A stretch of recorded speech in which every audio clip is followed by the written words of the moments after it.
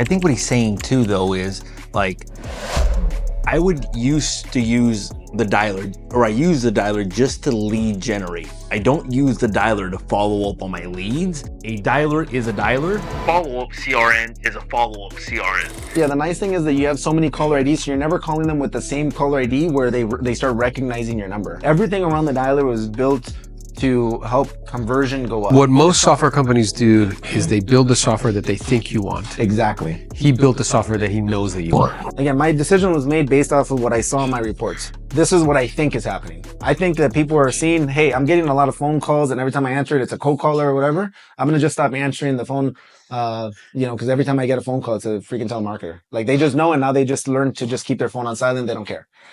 But if you pace it out and you maybe did it for, like, you hit them 10 times over the course of a month or 2 months, and then you put it on rest, and then you said, I'm not touching it for a while. There's always someone else that's going to be hitting it, right? But you're not adding to that problem. Like, you've now given it some time to give them a break. So that way, next time you call, you will actually get them to answer the phone. We do 650,000 dials a day. You do? Oh my gosh. Yeah, per day. No wonder you called. Yeah. But think about this. Like, what that makes me think about is orders of magnitude. So we see this in everything, right? Like, how many people know, like, media is like a thing? It's kind of important. Yeah.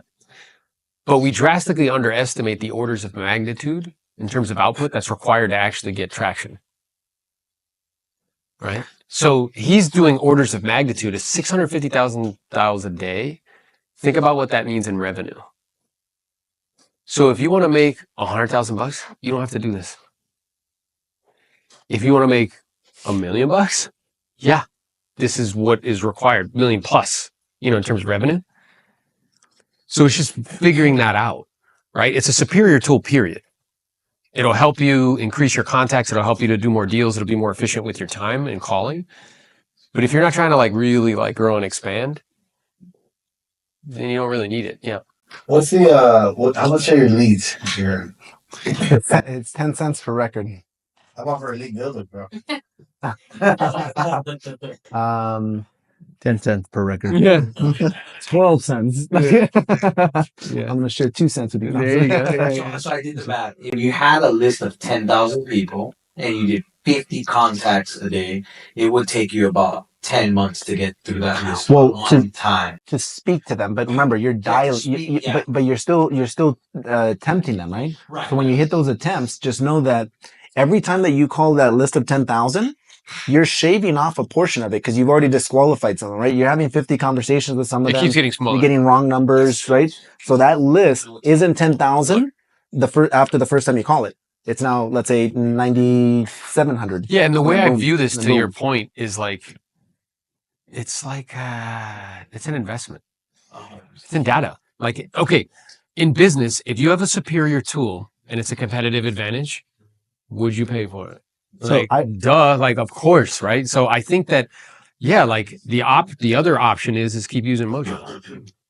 You have to pay for it. I would challenge you, everybody, to, because we were talking about this on the car over here. What I've realized over time in in testing and doing things is that nobody knows shit about nothing.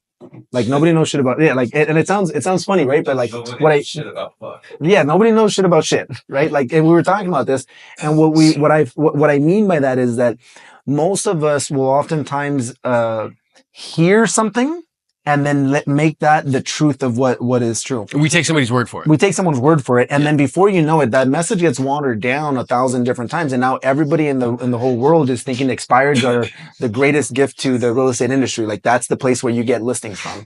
But then you talk to someone that's actually an operator and actually doing it, and then you realize that it's not actually coming from expireds. It's coming from all these other various sources, right? So that's the difference between like someone that's heard, hey, when you come into the industry, how many of you guys knew that expireds were probably a good source of business? Mm-hmm. How many of you guys didn't realize that when you actually tried calling expireds, it wasn't the best source of business? It was probably, a very small portion of business. How many of you guys had come to that realization? Small portions. That it's still there. No, don't get me wrong. You can crack 6 figures. And it's also time. So I did 100 deals one year and 75 were expireds. Now, when I tell that to people, they're like, holy shit, because they're putting it into today's context. I was doing that when we had 300 expireds a day. 300? I couldn't even call them all in a day. I would set 3 appointments, cancel 2 of them because they didn't have any money, and go on 1. Like, that's what we did over and over, like rinse and repeat, rinse and repeat. But that's was because during 2009 and 10, it was the most amount of expireds like ever. But then 2011, 12 happened, and guess what happened? The marketplace got Better. what happens to expires? It dried up for 3 months, banging my head against the wall. And then I was like, hey, somebody told me like, hey, you got to diversify your prospecting. So I shifted over to probates. I live in heaven's waiting room. We have the largest elderly population in the country. It is market resistant. You just got that. It's market resistant. It happens all the time. I went from 100 deals to 200 deals. So like pivot, guys, business is strategy and people. What this is strategy. It's a tool. Having superior data is a strategy. Using a better tool is a strategy. Shifting sources is a strategy. I don't know, 5 years ago, his lead sources were not cash offers. They are now. Because that's what the marketplace is what? Giving at the moment. And these guys are real like operators, right? Like they know, they don't know from secondhand no, right? It's a firsthand no. And that's what I'm saying. Like you don't know until sometimes you actually test. So that's what I was saying. My challenge to you, everybody, is to test something and experience things for yourself to find out what actually works. Because as you become an operator, you actually learn, hey, this is the right way, this is the wrong way. But you don't have to like think or take someone else's word. You know. Yeah. So with data, I know, right? Like I actually know what is better. And I challenge anybody to actually test it and truly test it, right? Like actually get your firsthand experience and see what is the difference. It's true. Then the real truth comes out, but it's from your firsthand experience. So I think what's important is to be a student, not a follower. Yeah. Followers are like, this is what you say verbatim. Like that's a follower. A student is like, yo, I'm going to listen to you and then I'm going to apply and I'm going to go read and I'm going to go study and I'm going to go tinker. And then I'll see what is actually true. We were talking about this in the car. So when people talk to me about the media thing, they want to fight with me all the time. I'm like, bro, I know it's true. It is a regular occurrence now. 6 times a month, somebody reaches out to me I've never spoken to in my life. And they're like, bro, I watch you all the time. I would like to give you money. Would that be okay with you? I'm like, sure, that's fine with me. So when people tell me like, I don't know, like about this media thing, I'm like, okay, well, I know it's true. I've seen it. I experience it on a regular basis. Just like he knows the data is true. It's like, yeah, I know it's true. So just, again, be a student, not a follower, and find out for yourself. Apply. You know what I mean? Like, don't take our word for it. Go like, try it. Go try to say like, no, any other questions? See if that shit works. Come back to me. Let me know if it does. Yeah. You know what I'm saying? Along those lines, when you were giving one of your talks to us, and you were talking about wholesaling in other states, what do you guys think about that as inventory kind of shrinks here? I mean, you made it sound super sexy. Like, yeah, I just talked to them on the phone to get a wholesale contract. Can I make all this money? I will tell you, it is extremely sexy. It's fucking Because I know firsthand experience. I Yeah. know.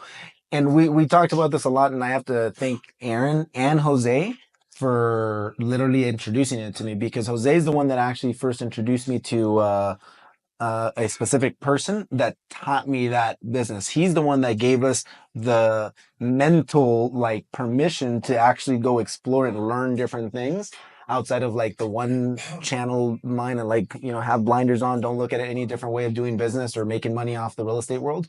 These guys are teaching you what works today. Like how many coaches, real estate coaches, do you know that will tell you, hey, you know, you should look into the investing side and you should look into some of the other parts of it, like wholesaling and so on.